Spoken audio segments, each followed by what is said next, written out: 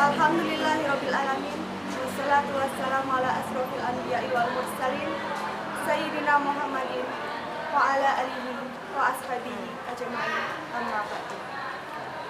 Anak-anakku siswa SMA Negeri 3 Madiun, alhamdulillah kita dipertemukan lagi dengan bulan suci Ramadan. Ramadan memang selalu dinanti oleh umat Islam di penjuru dunia, tak terkecuali juga oleh generasi milenial. Dalam kesempatan kali ini, saya akan memberikan 5 tips menyambut Ramadan yang bisa dilakukan oleh milenial. Tips yang pertama adalah memakmurkan masjid. Ketika masjid sudah dibuka, maka sudah selayaknya generasi milenial adalah yang paling pertama bertugas menyambut. Sudah tidak zamannya lagi, masjid hanya diisi oleh mereka yang lanjut usia. Saatnya milenial ambil peran, pergi ke masjid dan memakmurkannya.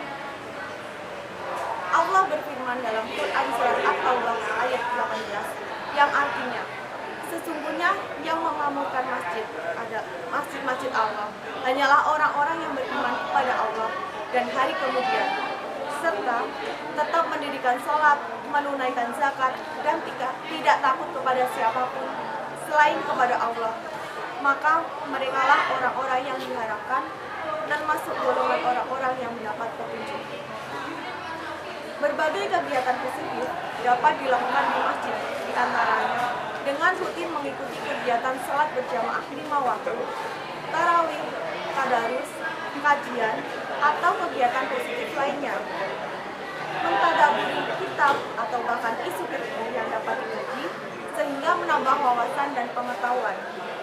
Masjid akan makmur dan menjadi pusat peradaban dengan kaum milenial sebagai motornya. Tips yang kedua adalah produktif menciptakan konten dakwah. Di era yang serba digital dan modern, sudah saatnya generasi muslim menjadi produsen konten-konten kreatif di media sosial. Buatlah konten-konten dakwah atau konten-konten positif di Instagram, TikTok, YouTube, Facebook, atau Spotify. Generasi muda jangan hanya rebahan saja, menjadi penikmat, apalagi berjam-jam menghabiskan waktunya untuk scrolling sambil menampilkan bentuk berbuka tidak. Generasi muda harus produktif dalam menciptakan konten dakwah positif sebagai syiar agama. Hobi tersalurkan, pahala didapat berkah untuk dunia dan akhirat. Tips yang ketiga adalah perbanyak sedekah lewat marketplace. Jika biasanya marketplace menjadi tempat untuk menyalurkan hasrat untuk berbelanja, atau maka di bulan yang penuh berkah ini, sebaiknya kita sisihkan sebagai rezeki kita untuk sedekah. Perhatikan sekitar kalian.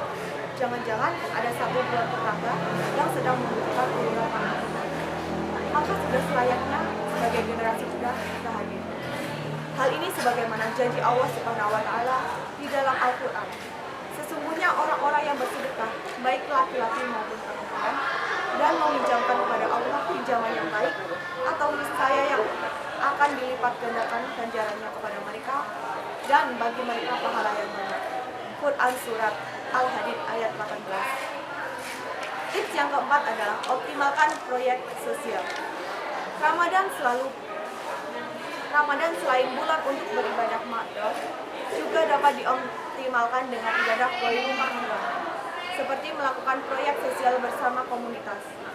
Bagi generasi milenial yang proaktif, kreatif, dan inovatif, tentu ini akan muncul proyek sosial yang memberi dampak bagi lingkungannya.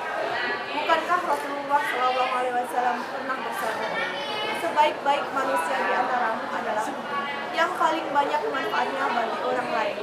Hadis riwayat Bukhari.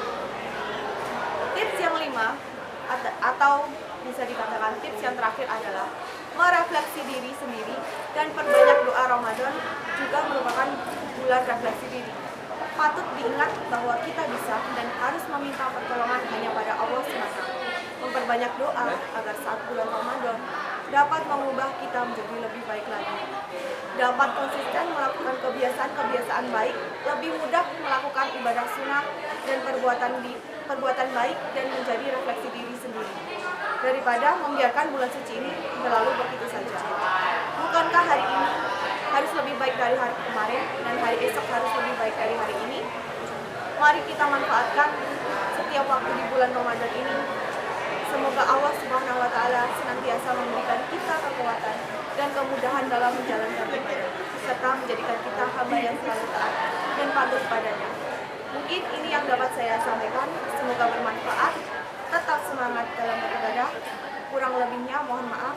Wassalamualaikum warahmatullahi wabarakatuh.